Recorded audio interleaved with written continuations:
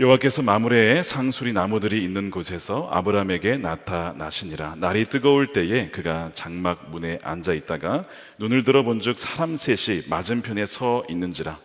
그가 그들을 보자 곧 장막 문에서 달려나가 영접하며 몸을 땅에 굽혀 이르되 내 주여, 내가 주께 은혜를 입었사오면 원하건대 종을 떠나 지나가지 마시옵고 물을 조금 가져오게 하사 당신들의 발을 씻기시고 나무 아래에서 쉬소서. 내가 떡을 조금 가져오리니 당신들의 마음을 상쾌하게 하신 후에 지나가소서. 당신들이 종에게 오셨음이니이다. 그들이 이르되 내 말들을 그리하라. 아브라함이 급히 장막으로 가서 사라에게 이르되 속히 고운 가루 세 스아를 가져다가 반죽하여 떡을 만들라 하고, 아브라함이 또 가축대 있는 곳으로 달려가서 기름지고 좋은 송아지를 잡아 하인에게 주니 그가 급히 요리한지라.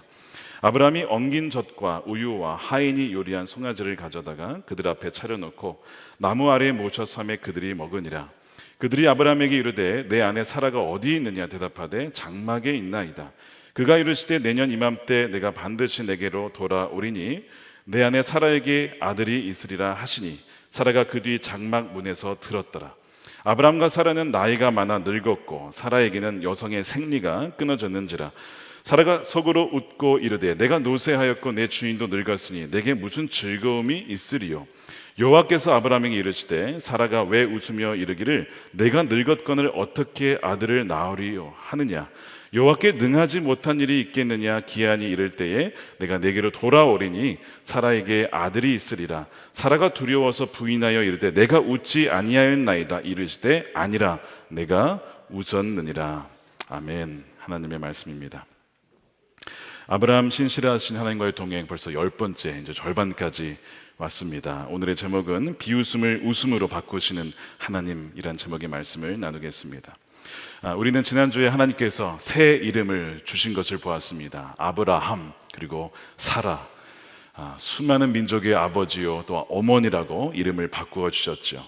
그리고 시간이 흘러서 다시 하나님이 친히 찾아오셨습니다.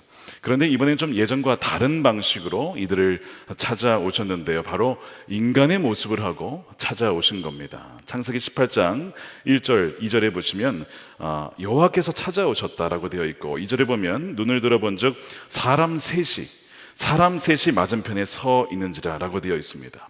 사람의 모습으로 하나님이 찾아오신 것이죠. 여러분들은 하나님이 사람의 모습으로 여러분들에게 찾아오시면 알아보실 수 있겠습니까?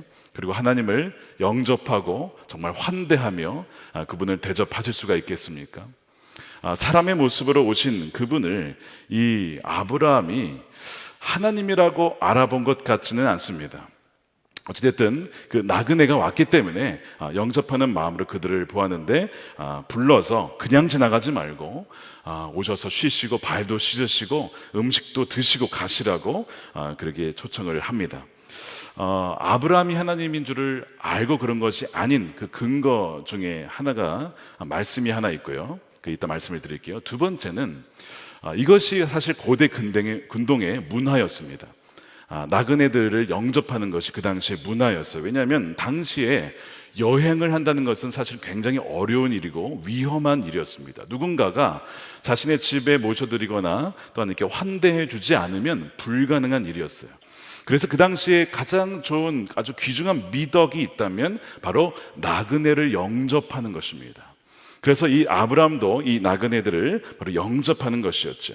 나중에 이제 이 환대에 대한 부분은 우리 창세기 19장에 좀 더 자세히 살펴볼 것입니다. 자, 아브라함이 그들이 누구였는지 몰랐다는 결정적인 증거가 히브리서에 나옵니다. 13장 2절에 이렇게 되어 있습니다. 손님 대접하기를 잊지 말라. 이로써 부지 중에, 그러니까 알지 못하고 천사들을 대접한 이들이 있었다는 것입니다. 있었다는 것인데 한 명이 아니라 대접한 이들이라고 했죠. 여러분, 누구를 말하냐면 아브라함과 롯을 말합니다. 그러니까 아브라함과 롯은 그들이 누군지를 몰랐어요. 하나님인 줄을 모르고 영접을 했는데 나중에 알고 봤더니 그 중에 한 분이 하나님이셨고 나머지는 천사들이었다는 것이죠. 그래서 이 아브라함의 환대가 어떠했는가? 비록 누군지는 몰랐지만 굉장히 풍성하게 대접을 합니다. 6절에 보면 고운 가루 세 스아로 떡을 만들었다. 밀가루로 말하면 대략 20리터 정도 되는 엄청난 양을 가지고 떡을 만들어서 대접하는 겁니다. 아니, 세 사람 대접하는데 뭐 그렇게 떡을 많이 먹는다고 굉장히 많이 대접을 하게 되죠. 또한 자기가 직접 자기가 기르는 가축대에 가서 송아지를 아주 맛있는 기름진 송아지를 직접 골라서 요리를 해오라고 합니다.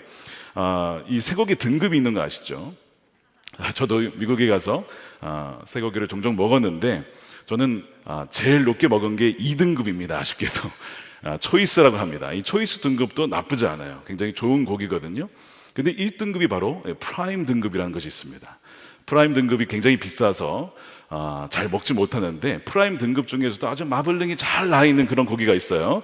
지금 아브라함은 바로 기름진 송아지를 잡아다가 최고의 그 음식으로 지금 손님들을 대접을 하는 것이죠. 또한 그뿐이 아닙니다.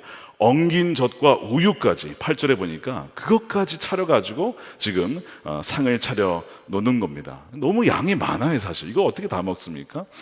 그런데 나중에 8절에 보면 나무 아래에 모셔서 하며 그들이 먹으니라. 그거를 다 어떻게 먹었는지 모르겠지만 이렇게 많이 차렸네 말하지 않고 어쨌든 그거를 음식을 먹는 장면을 보게 돼요. 그런데 이들이 방문한 목적은 먹기 위해 온 것이 아닙니다. 왜 이들은, 즉 하나님은 오늘 여기에 오신 것일까요? 왜 방문하신 것일까요? 아브라함 때문에 오셨을까요? 라는 생각이 들 수 있는데, 하나님은 아브라함 때문에 오신 것은 아닙니다. 지금까지는 주로 아브라함 때문에 오셨는데 오늘은 아닙니다. 그 이유가 바로 9절에 나옵니다. 그들이 아브라함에게 이르되 내 아내 사라가 어디 있느냐 대답하되 장막에 있나이다. 누구를 찾습니까? 사라를 찾는 겁니다. 이들은요, 아브라함 때문에 온 게 아니고 사라 때문에 오늘 온 겁니다. 더 놀라운 것은 분명히 나그네인데 이름을 알고 있어요. 아마 굉장히 좀 놀랬을 거예요. 아니, 내 아내가 지금 장막에서 나와 있지 않은데 그걸 알고 있고, 게다가 아내의 이름까지 알고 있습니다. 이들은 사람이 아니라고 말씀을 드렸어요. 아마 거기서 어느 정도 아브라함이 눈치를 챘을 거예요. 내 아내의 이름을 알고 있다고? 그러면서 그들이 묻는 질문이 뭐냐면 사라가 어디에 있느냐라고 물었습니다. 여러분, 어디 있는지 몰라서 묻는 게 아니죠. 분명히 장막의 안에 있는 것, 물론 나오진 않았지만 하나님이 있으니까 다 아신단 말이죠. 알지만 사라가 어디 있느냐고 묻는 거예요. 여러분, 이거는요 그냥 이게 어디 있냐고 묻는 질문이 아닙니다. 이와 비슷한 질문이 한번 또 나온 적이 있어요. 언제냐면 창세기 3장 9절에 바로 하나님이 아담을 찾으실 때입니다. 그가 선악과를 먹고 범죄하여서 숨었을 때 하나님이 아담에게 이렇게 말씀하시죠. 여호와 하나님이 아담을 부르시며 그에게 이르시되 아담아 내가 어디에 있느냐. 하나님 몰라서 묻는 게 아니에요. 하나님 몰라서 묻는 것이 아니라 이 물음의 의미는 이런 겁니다. 아담아 내가 어디에 있느냐. 너가 지금 있어야 할 위치에 너가 있지 않고 너가 지금 어디에 있느냐라고 묻는 것입니다. 아담이 있어야 할 위치가 어디입니까? 하나님과의 교제의 자리, 하나님과 동행하는 자리, 하나님을 신뢰하고 믿으며 살아가야 하는 그 자리에서 지금 그가 벗어나 있다는 것이죠. 이제는 하나님과 친밀함이 아니라 하나님을 두려워하며 무서워하며 그 관계가 끊어진 상태, 그 어둠 속에 머물러 있는 그 아담을 보면서 아담아 너가 지금 어디에 있느냐라고 물으셨던 것입니다. 근데 동일한 질문을 지금 사라에게 하시는 것이죠. 사라야 너가 지금 어디에 있느냐. 사라야 너의 믿음은 어디에 있느냐. 너가 지금 있어야 할 위치에 있지 않고 지금 어디에 가 있느냐. 하나님은 지금 사라를 만나러 오신 거예요. 사라가 본래 있어야 할 위치는 어디였을까요? 말씀드린 대로 아담과 동일합니다. 하나님을 전적으로 신뢰하고 믿는 자리입니다. 하나님과 동행하는 그 길 위에 서 있었어야 했습니다. 그것이 사라에게 주어진 본래의 삶의 자리입니다. 하나님이 사라를 그렇게 지으셨어요. 그런데 지금 죄로 인하여서 그 자리를 잃어버리고 하나님과는 멀리 있는, 믿지 아니하는, 하나님의 말씀을 믿지 않고 신뢰하지 않는 그 자리에 지금 사라가 머물러 있는 것입니다. 말씀드린 대로 지금까지는 하나님은 아브라함에게 찾아오셨어요. 그에게 말씀하셨습니다. 그를 설득하셨습니다. 그에게 믿음을 부어주셨습니다. 그래서 아브라함은 진정 믿기 시작했죠. 하나님에 의해서 설득을 당한 것입니다. 그래서 지난주에 살펴보았듯이 말씀하신 대로 아브라함이 할례를 행하고 정말 이제 언약을 믿기 시작합니다. 이제는 정말 믿음의 조상답게 그런 모습을 보이기 시작해요. 그런데 사라는 아직 아닌 거죠. 남편은 저렇게 하나님과 동행하며 가고 있는데 아내는 여전히 그 자리에만 머물러 있는 거예요. 원래 있어야 할 자리에 있지 않습니다. 그녀는 16장에서 하갈을 차선책으로 제안한 이후로 아직은 크게 변화가 없어요.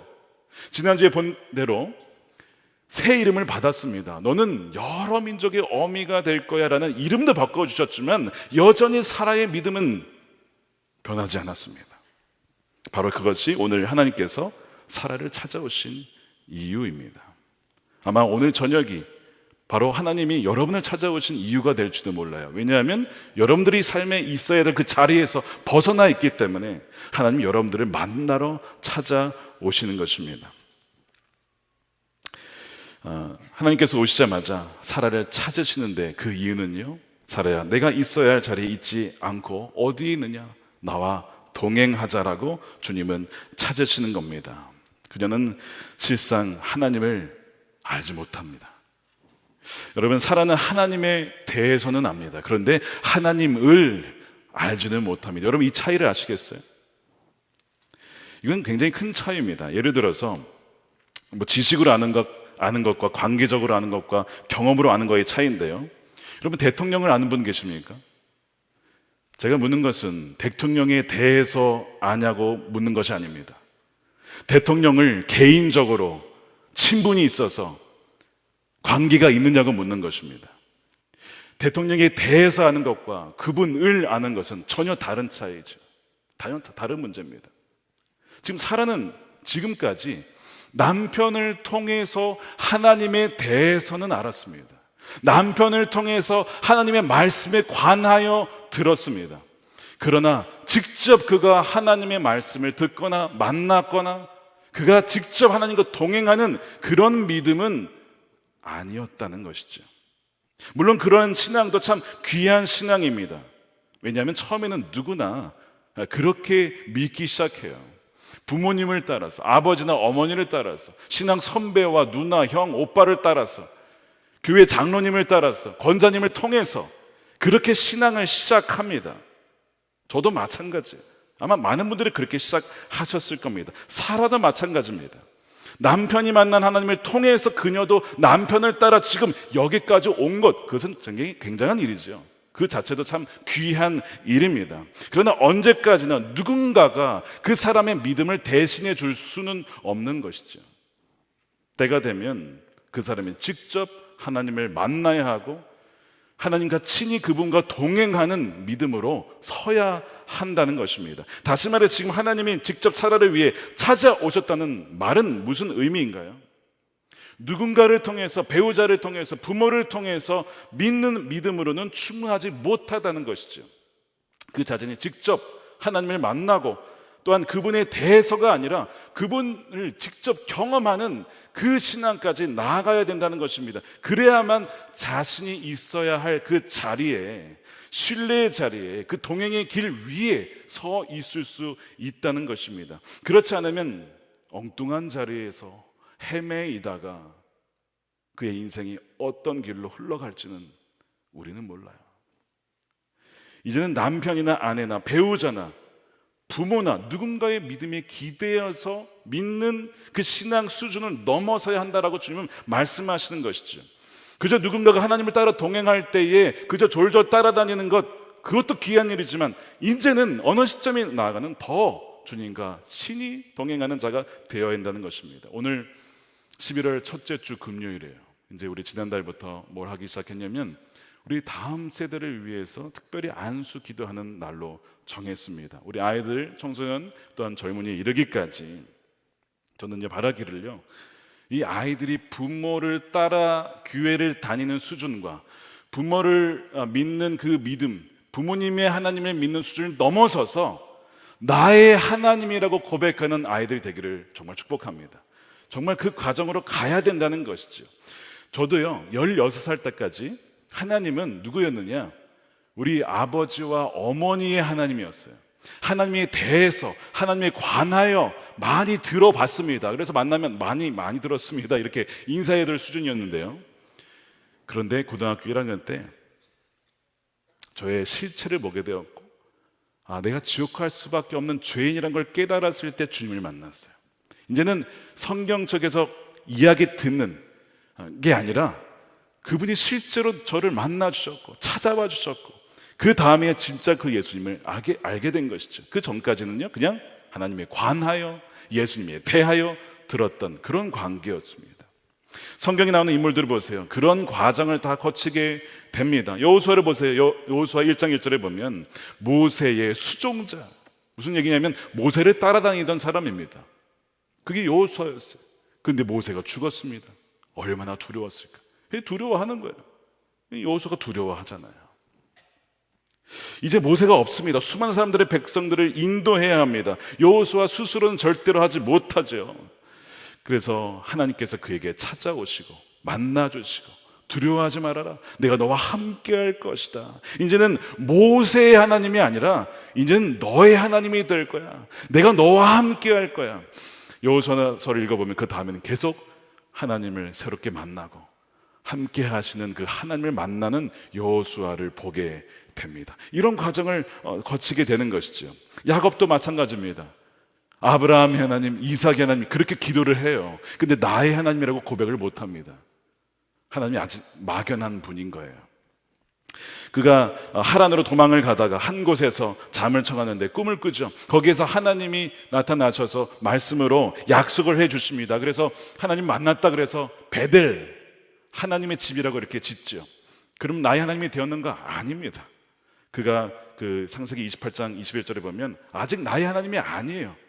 그러면서 무슨 얘기를 하냐면 서원을 하죠. 하나님이 나와 함께 계셔서 내가 가는 길에 나를 지켜주시면, 그리고 내가 평안히 아버지의 집으로 돌아오게 하시면 여호와께서 나의 하나님이 되실 것이요. 미래형으로 얘기합니다. 그러니까 아직 나의 하나님은 아닌 거예요. 아직 그는 경험하지 못했습니다. 나중에 삼촌 라반 집에서 20년을 속아서 일을 해요. 그 정도면은 자아가 꺾어져야 되잖아요. 아니에요. 얼마나 자아가 센지 20년이 지나도 여전히 그의 그 지혜와 자신의 경험을 의지하는 야곱을 보게 됩니다. 그러다가 그가 꺾인 것이 나중에 야복 강가에서 하나님과 결혼 이후에, 그제서야 이제는 그가 고백하기를 뭐라 하냐면 창세기 35장 3절입니다. 환난 날에 그분이 내게 응답하셨다. 만난 것이죠. 내가 가는 길에서 나와 함께 하신, 이제 미래형이 아니에요. 함께 하신 하나님을 만났어요. 내가 거기서 제단을 쌓으려 하노라. 내가 예배를 드리겠다, 그분께. 이런 과정을 겪게 됐죠. 자, 하나님이 찾아오셨을 때 사라의 상태는 여전히 믿지 못하는 상태였기 때문에 하나님이 오신 것이죠. 사라에게 불임의 이 문제는 하란을 떠난 지 24년이 넘어가도 여전히 해결할 수 없는 문제였습니다. 너무나 고통스러운 문제였던 것이죠. 이제는 너무나 오랫동안 고통을 당했기 때문에 무슨 말을 들어도 귀에 들어오지 않습니다. 10절에 보면 하나님이 놀라운 약속을 다시 한번 하시죠. 하나님은 사라가 장막 안에 있었지만 그가 그 안에 있었다는 걸 알고 말씀을 합니다. 그것이 10절이에요. 우리 함께 읽어보겠습니다. 시작. 그가 이르시되 내년 이맘때에 내가 반드시 내게로 돌아오리니 내 안에 사라에게 아들이 있으리라 하시니 사라가 그 뒤 장막 문에서 들었더라. 웬 나그네들이 왔는데 내 이름을 알고 있고 나와 남편만의 오랫동안 기도 제목, 아무에게도 말하지 않았던 그 기도 제목의 그 응답을 얘기를 하고 있어요. 도대체 이 나그네는 누구야? 라는 생각이 분명히 들었을 거예요. 그런데 놀라운 이야기이긴 하지만 너무 오랫동안 약속이 성취가 안 됐기 때문에 별로 감흥이 안 될 정도, 이게 지금 사라의 상태입니다. 얼마나 감흥이 없든지 그 말을 듣자마자 웃고 맙니다. 그것이 12절에 사라가 속으로 웃고 이르되 내가 노쇠하였고 내 주인도 늙었으니 내게 무슨 즐거움이 있으리요. 사라가 속으로 웃습니다. 겉으로 웃는 게 아니에요. 그것도 장막 안에서 보이지 않는 곳에서 속으로 웃었어요. 이걸 알 수 있는 사람이 없죠. 여기서 이 즐거움이 있으려의 즐거움은요, 무슨 의미냐면 아들을 낳았을 때 즐거움을 말하는 게 아닙니다. 이 의미를 자세히 살펴보면 부부관계에서 오는 즐거움을 말합니다. 다시 말해 무슨 얘기냐, 나도 늙었고 남편도 늙어서 이제는 한 방에서 잠도 안 자는데 무슨 아기를 낳냐 이거예요. 아니 무슨 하늘을 봐야 별을 따지 방에서 함께 잠도 안 자는데 무슨 아기를 낳냐, 지금 그 얘기를 하는 거거든요. 너무나 어이가 없는, 그래서 나오는 웃음이 바로 이 사라의 웃음인데 이것이 바로 비웃음입니다. 하나님이 말씀을 하셔도 물론 나그네로 생각했으니까 그런 것도 있겠지만 비웃는 거예요. 아니, 자기가 들어도 우스운데 남이 들으면 얼마나 우스울까. 이 나이에 무슨 아이를 낳는다고. 나는 이제 끝났어. 난 더 이상 믿지 않을 거야. 그때 하나님이 그 사라가 속으로 웃은 그 웃음을 들으셨어요. 13절에 여호와께서 아브라함에게 이르시되 사라가 왜 웃으며 이르기를 내가 늙었거늘 어떻게 아들을 낳으려 하느냐 속으로 생각했는데 하나님은 그것을 들으셨습니다. 여러분 겉으로 전혀 티를 안 냈는데 하나님이 다 아시죠? 여러분 이걸 잘 보세요. 하나님은요 우리의 생각을 다 들으십니다. 우리가 말씀을 들을 때, 말씀을 읽을 때에, 기도할 때에 소리를 내든 속으로 하든 무슨 생각을 하든 하나님은 우리의 생각을 다 들으세요. 그리고 우리에게 이렇게 물으실지도 몰라요. 다윗아, 너 왜 그렇게 생각을 하니? 너 왜 그런 생각을 해? 라고 하실지도 모릅니다. 여러분 생각을 조심하셔야 돼요. 주님이 들으시기 때문에 그렇습니다. 사라는 이 말에 두려워서, 왜냐하면 자기가 속으로 웃었는데 갑자기 밖에서 왜 사라가 웃느냐 하니까 얼마나 놀라겠어요. 어떻게 내 속마음을 다 읽지? 막 이런 놀라지 않겠습니까? 두려워서 자기가 안 웃었다고 부정을 하지만 하나님 뭐라고 하냐면 아니다, 네가 웃었느니라. 하나님 그냥 지나치면 될 것 같은데 꼭 그것을 확인하십니다. 너가 웃었지, 너 웃었어? 막 이러면서 하나님 확인을 하신 거예요. 그래서 우리가 생각도 우리 속마음을 조심해야 해요. 하나님이 다 들으시기 때문에 그렇습니다. 한 15년 전쯤 더 오래된 것 같습니다. 전에 하나님께서 저에게 아내를 통해 주신 어떤 말씀이 있었어요. 근데 저는 죄송하지만 믿음이 그 당시 그렇게 그렇게 강하진 않았기 때문에 너무 황당해서 제가 아내에게 저도 모르게 이런 말을 한 적이 있습니다. 여러분 저희 아내에게 이런 얘기를 했어요. 당신 너무 과대망상 아니야. 너무 허무맹랑해서. 뭐에 대한지는 제가 말씀드릴 수는 없겠습니다. 근데 아내에게 분명히 이런 말 한 거는 저도 기억이 나요. 그리고 이제 저는 이제 잊어버렸는데 제가 왜 기억을 하느냐? 계속 아내가 그 말을 가지고 저한테 얘기를 하는 거예요. 시간대가 되면 마치 고장난 테이프처럼 반복해서 그 얘기를 하는 거예요. 당신 그때 그런 말 했었지. 과대망상이라 그랬지. 계속 그 얘기를 하는 거예요. 근데 그 말이 마치 하나님이 저에게 하시는 말처럼 들립니다. 다윗아, 너 믿지 못했지. 너 그때 웃었지. 너 그때 과대망상이라 그랬지.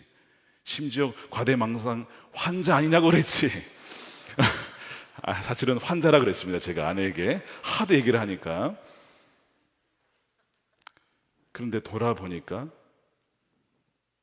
과대망상이 아니었어요. 그것은 바로 하나님이 어떤 분이셨냐면 지난주에 살펴보았듯이 엘샤다이, 여호와께 능치 못함이 있느냐. 바로 그것 때문에 그래요. 사실 지금 사라의 웃음은 자기 자신에 대한 경멸이죠. 나는 이제 생리도 끊겼고 나이도 많고 난 끝났어. 그리고 동시에 하나님의 약속의 말씀에 대한 경멸이요 무시입니다. 하나님 입장에서 굉장히 기분 나쁠 수 있는 반응이에요. 이것은 물론 사라는 여전히 그가 누구인지는 모르지만 이 약속을 지난 수년간, 아니 몇십 년간 쭉 하신 분이 있었는데 성취가 안 되고 있습니다. 그런데 그 얘기를 하신 분이 대략 눈치를 아마 채고 있을 거예요. 사라는 이제는 하나님인데, 그 약속을 하신 분은 하나님인데 그런 생각을 아마 하고 있었을 겁니다. 그런데 하나님은 기분 나빠하시는지 모르겠지만 혼내지 않으시면서 이런 얘기를 하시는 거예요. 사라야, 너가 여전히 못 믿겠니? 그러나 내가 너에게 보여줄 거야. 너에게 내년 이맘때에 아들이 있을 거야 하시는 거죠. 14절에 여호와께 능치 못한 일이 있겠느냐? 기한이 이를 때 내가 너에게로 돌아오리니 사라에게 아들이 있으리라. 내가 누구냐? 능치 못함이 없느니라. 하나님이 있는 것을 밝히시는 거예요. 여호와께는 능치 못함이 너 자신으로는 절대 안 되지만 나에게는 불가능한 것이 없다. 불가능한 것이 없다는 거예요. 그 아들의 이름이 뭐였냐? 17장에서 이미 나왔죠. 이삭이라고 했습니다. 여러분, 이삭은 웃음이란 뜻이죠. 사라야, 너 비웃었지? 그래, 너의 아들의 이름은 이제 웃음이 될 거야 라고 하시는 거죠. 하나님의 약속이 너무나 터무니없게 들렸기 때문에 나온 웃음입니다. 그런데 그것이 이름이 되었어요. 나중에 사라가 아들의 이름을 부를 때마다 뭐가 생각날까요? 내가 믿음이 없음이 생각날 거예요. 아, 내가 그때 웃었었는데, 아, 내가 그때 과대망상이라고 그랬었는데, 그런 생각 계속 나겠죠. 근데 하나님이 사라를 괴롭게 하려고 한 것일까요? 그런 건 아닙니다. 물론 너의 믿음 없음을 기억해라, 그런 의미도 물론 있겠지만 그것만은 아니고요. 두 번째 의미가 있습니다. 너에게 진짜 웃는 때가 올 거야. 너는 항상 기뻐하게 될 거야. 너에겐 기쁨이 있을 거야 라고 하는 의미가 바로 이 이삭입니다. 그래서 이중적인 의미가 있는 거예요. 즉, 사라야, 너는 자신도 비웃고 남들도 비웃었던 삶에서 이제는 너도 웃고 다른 이들도 웃는 정말 여러 민족들의 어미가 되는 삶, 내가 너를 웃게 할 거야, 사라야 라고 말씀하시는 것이죠. 지금 하나님은 그걸 말씀하시면서 불가능이 없는 우리 하나님을 증거하고 있습니다. 사람들로부터 사라가 많은 수치를 당했어요. 아이가 없어서 수많은 세월을 눈물을 흘려야 했습니다. 웃을 수가 없었습니다. 또한 웃음을 잃어버린 수많은 세월들이 있었습니다. 그러나 내년에는 하나님의 은혜로 그 아들 이삭으로 인해서 웃게 될 것이라는 약속을 다시 듣게 되는 것이죠. 하나님께서 그녀의 그 비웃음을 웃음으로 바꾸시기 위해서 하시는 것이 있어요. 세 가지가 있습니다. 첫 번째가 말씀, 두 번째가 절망, 세 번째가 항복입니다. 그래서 첫 번째 보면 말씀이죠. 하나님은 그분의 뜻을 말씀을 통해 알리시죠. 너로 하여금 내가 큰 민족을 이룰 거야 말씀을 하십니다. 우리에게 계시해 주시죠. 그런데 여러분, 그걸 사람들이 믿습니까? 여러분, 믿어지세요? 제가 말씀드린 대로 과대망상이야 이렇게 반응할 때도 있지 않습니까? 말씀이 주어져도요, 우리는 잘 믿지 않습니다. 왜냐하면 우리는 눈에 보이는 것을 믿는 경향이 있어요. 보이지 않는 것은 잘 믿지 않습니다. 그래서 차라리 내 힘을 믿지, 내 능력을 믿지, 그렇기 때문에 말씀을 믿지 않아요. 그래서 애굽에도 내려가는 것이고, 그래서 하갈도 취하는 것입니다. 순종하지 않는 것입니다. 그래서 두 번째 단계가 있는 거예요. 뭐냐면 바로 절망을 허락하십니다. 절망. 수많은 실패를 하게 하십니다. 수많은 좌절을 겪게 하십니다. 그래야 스스로 완전히 자신에 대하여서는 절망케 하는 거예요. 자신에 대해서는 아무런 소망이 없게끔 하는 그 환경 속으로 우리를 몰아가시는 것입니다. 아브람과 사라에게 주신 이 하나님의 약속이 여러분 지연된 이유가 있어요. 보통 우리는 이 이유를 믿지 못해서라고 그렇게 이야기를 합니다. 물론 그것도 하나의 이유입니다. 그런데 그 말을 뒤집어 보면 누구를 믿는다는 것이냐면 내 자신을 믿는다는 거예요. 여전히 믿지 못한다는 얘기는 여전히 내 자신을 믿는다는 것입니다. 그래서 하나님은 조금이라도 이 약속의 성취가 우리 자신에게 달려 있다라고 생각할 때 그 약속은 지연됩니다. 언제까지요? 우리 스스로에게 완전히 절망할 때, 우리 교회의 핵심 가치로 표현하면 우리가 죽을 때까지, 우리가 이미 그 죽었음을 받아들일 때까지, 온전히 그것을 믿을 때까지, 그래야 하면 진정한 생명이 있는 것이고 부활이 있는 것입니다.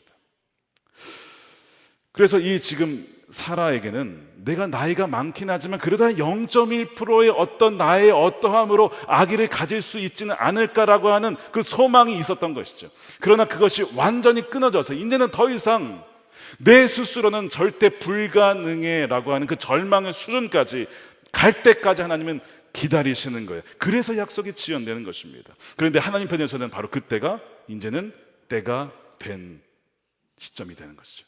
이제 너가 준비가 되었다. 그래서 너의 스스로는 아무것도 할 수 없구나라는 것을 우리가 깨달을 때까지 하나님은 기다리신다는 것이죠. 유명한 말씀이죠. 요한복음 15장 5절 말씀 우리 함께 읽어보겠습니다. 시작. 나는 포도나무여 너희는 가지라. 그가 내 안에 내가 그 안에 거하면 사람이 열매를 많이 맺나니 나를 떠나서는 너희가 아무것도 할 수 없습니다. 우리가 이 말씀을 잘 온전히 믿지 못합니다. 주님을 떠나면 많은 손해는 있겠지만 그래도 어느 정도는 우리가 할 수 있지 않겠나라는 생각을 우리는 갖고 있어요. 여러분 정말 주님을 떠나서는 아무것도 할 수 없다라는 그 믿음을 갖고 계십니까? 여러분 대부분요 그렇지 않아요. 입술로는 고백하지만 우리는요 우리 자신을 얼마나 의지하는지 모릅니다. 주님은 분명히 너희가 나를 떠나서는 많이 할 수 없음이 아니라 아무것도 할 수 없다는 말씀을 하셨어요. 근데 우리는 여전히 계속 안 되면 되게 하라. 지난주 말씀드렸죠. 지난번에 just do it. 그냥 행하는 거야. 그냥 해보는 거야. 안 돼? 그러면 길을 만들어. 안 돼? 그러면 대안을 찾아. 플랜 1, 2, 3 쫙 찾는 거야. 될 때까지 하는 것이죠. 이것이 우리의 방식입니다. 그래서 안 되는 거예요. 그래서 안 되는 겁니다. 그래서 계속 10년, 20년, 24년까지 온 거예요. 그래서 지금까지 온 겁니다. 하가를 안 되면 엘리에셀 안 되면 뭐 단 거 없나? 계속 찾는 거예요. 그런 식으로. 그런데 하나님 우리에게 말씀하십니다. 나를 떠나서는 너희가 아무것도 할 수 없다. 아무것도. 그래서 그분은 우리에게 좌절과 실패와 절망을 허락하십니다. 왜요? 사라가 이삭을 낳았을 때 그녀가 자기 힘으로 이삭을 낳았다라고 생각하지 않게 하기 위해 전적으로 하나님이 하신 것입니다 라고 고백하게 하도록 하기 위해서, 그 수준에 가기까지 좌절의 좌절을, 절망의 절망을, 실패를 거듭하게 하도록 하나님이 두시는 거예요. 근데 그분은 그것이 그분의 사랑의 방식입니다. 우리를 사랑하셔서 그러신 것이죠. 이제 사라의 고백을 보세요. 어느 정도 절망을 갖느냐? 오늘 본문 잘 읽어보시면요 이런 얘기가 계속 많이 나오죠. 나이가 많아 늙었다. 사라에겐 여성의 생리가 끊어졌다. 내가 노쇠하였다. 내 주인도 늙었다.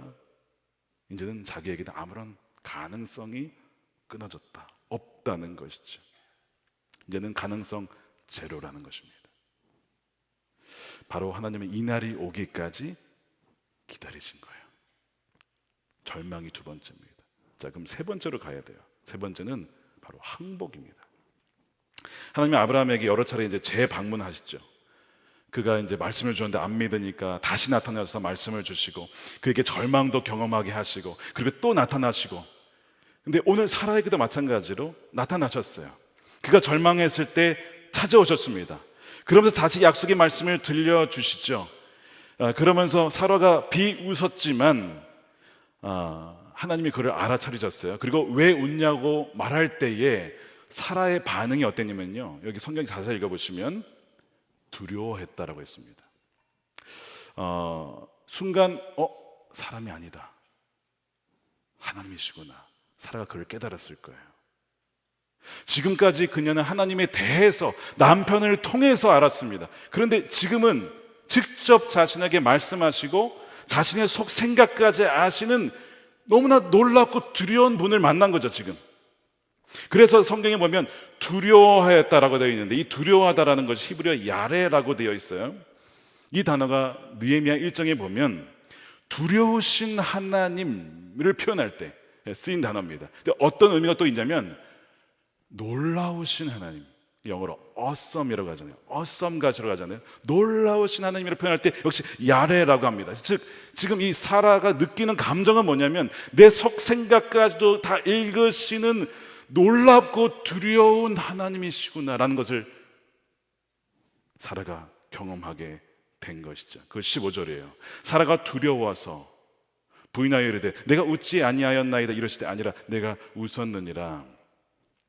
여러분 이것이 사라의 항복입니다. 왜 이것이 하나님께 대한 항복이냐? 제가 똑같은 케이스를 하나 들어볼게요. 베드로가 예수님을 만났을 때 그가 항복을 합니다. 자, 그도 두려워했거든요. 웬 목수가 나타나서 그물을 오른쪽에 던지래요. 아니 자기가 어부고 본인은 목수면서 목수가 자기한테 고기를 어떻게 잡으라고 가르치니 얼마나 웃겨요 이게 상황이. 비웃었을 거야 하면서 아이 무슨 목수가 어부한테 지금 내가 전문가 아마 속으로 비웃었을 테지만 자기가 지금 뭘 경험했어요? 완전 절망했거든요.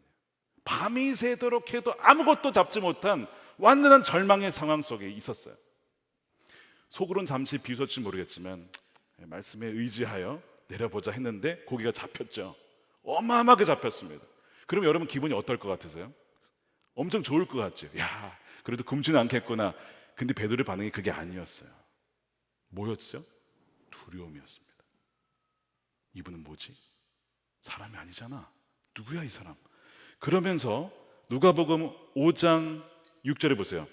고기를 잡은 것이 심히 많은 그물이 찢어지는지라 이에 다른 배에 있는 동무들에게 손짓하여 도와달라.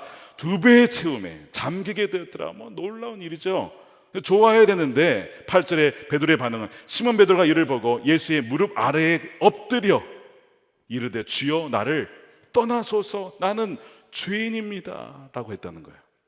자기가 지금 죽을 것 같다는 거예요. 당신은 하나님이십니다. 나는 죄인인데 죄인이 죄를 가지고 하나님 만나면 죽거든요. 내가 왜 죄인이냐?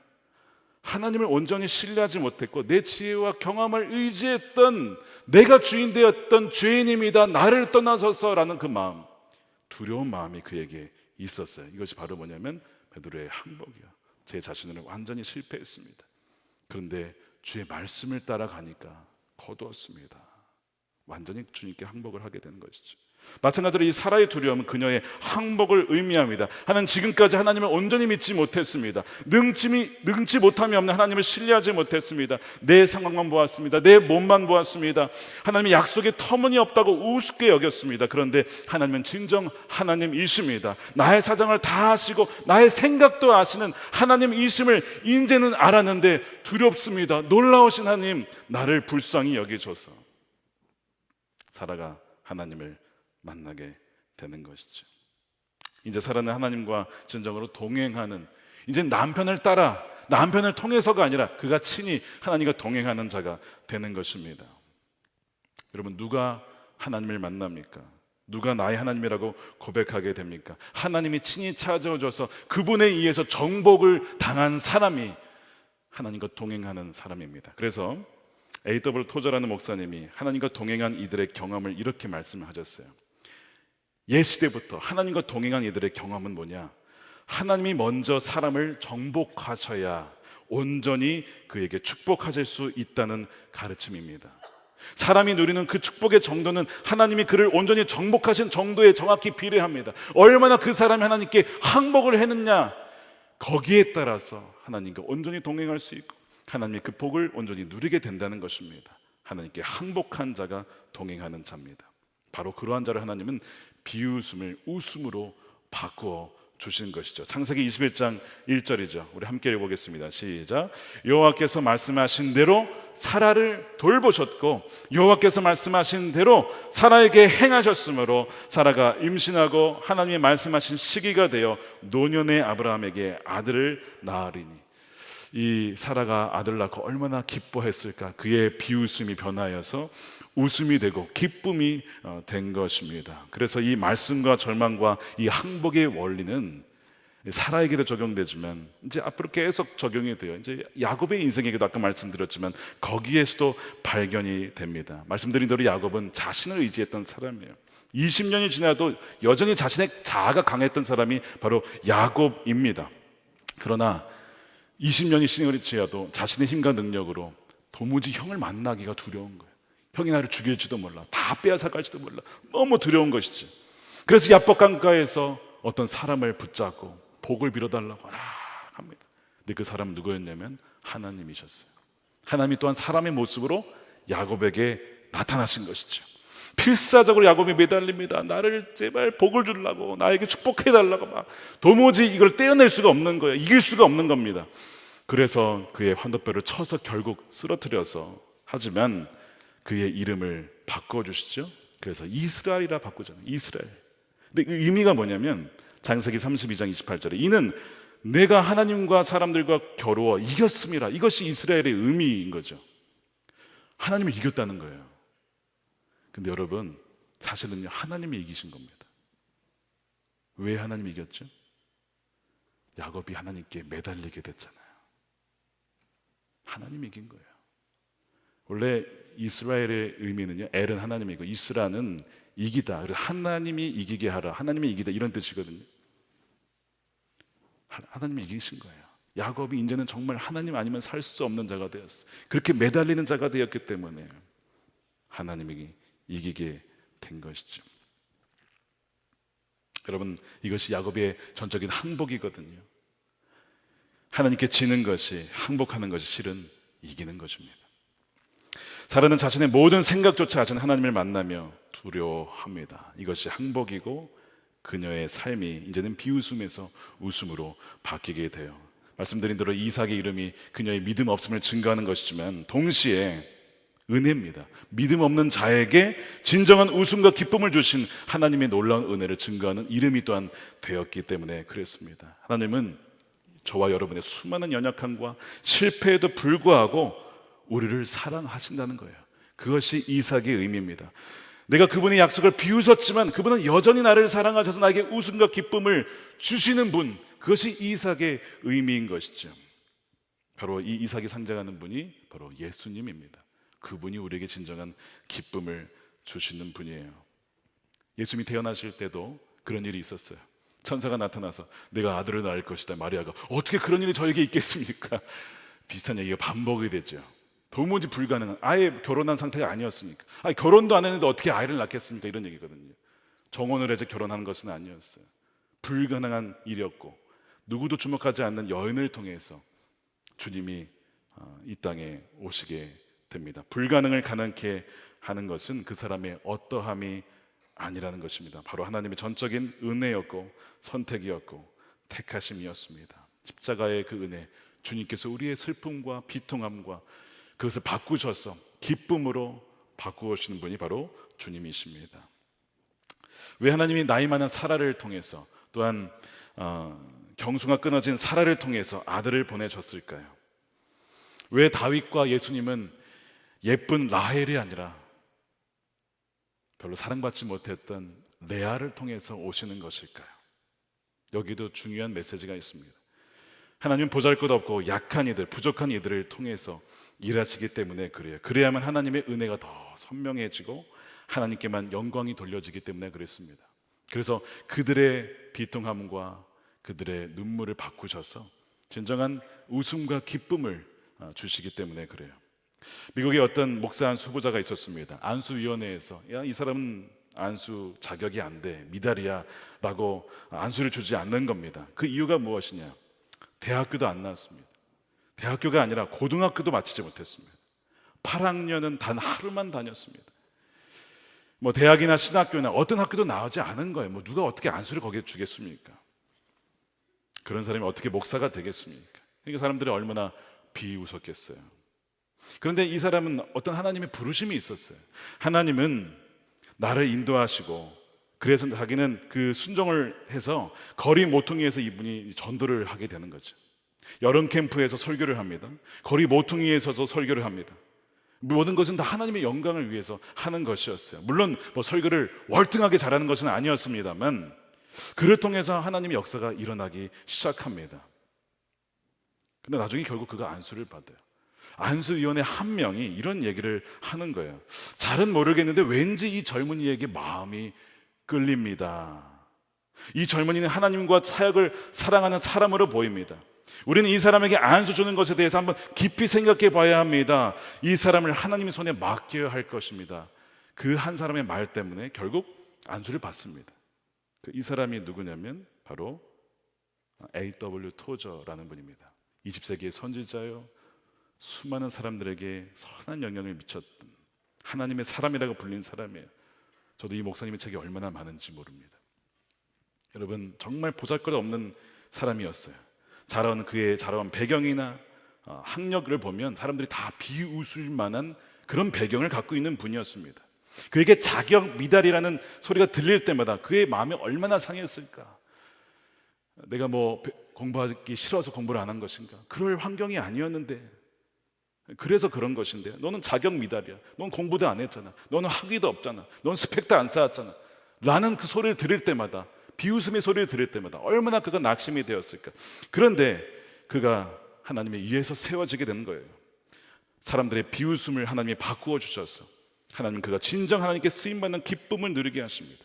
하나님 부르심을 받은 이후에 수많은 설교로, 책으로 셀 수 없는 사람들을 살리게 되고요.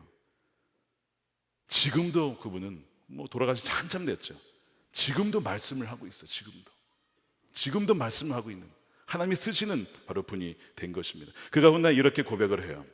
내가 그 당시에는 깨닫지 못했지만 하나님은 내가 전혀 알지 못하는 곳으로 나를 이끌어가고 계셨습니다. 만약 내가 나의 학력이나 경력을 증명해 주는 것에 의지해서 안수를 받으려고 했다면 아마 안수를 받지 못했을 것입니다. 그러나 하나님과 주의 천사가 나를 하나님이 원하시는 방향으로 이끌고 계셨습니다. 여러 해가 지난 지금 돌아보면 그분이 내 인생을 주관하고 계셨다는 것에 감사하지 않을 수 없습니다. 그런 고백을 해요. 그의 삶 가운데 기쁨이 일어나는 거예요. 하나님 감사합니다. 이 보잘것없는 저를 통해서 일하시는 주님 너무나 감사합니다. 그의 비웃음, 사람들이 비웃음이 변하여서 진정 그가 웃을 수 있고 사람들에게 진정한 기쁨을 가져다주는 그런 주의 종이 된 것입니다. 몇 주 전에 소개한 윤정희 사모님의 책 기억나십니까? 사랑은 여전히 사랑이어서 마지막에 보면 에필로그가 나와요. 이제 모든 책을 다 쓰고 짤막하게 결론을 이렇게 쓰십니다. 한번 잘 들어보십시오.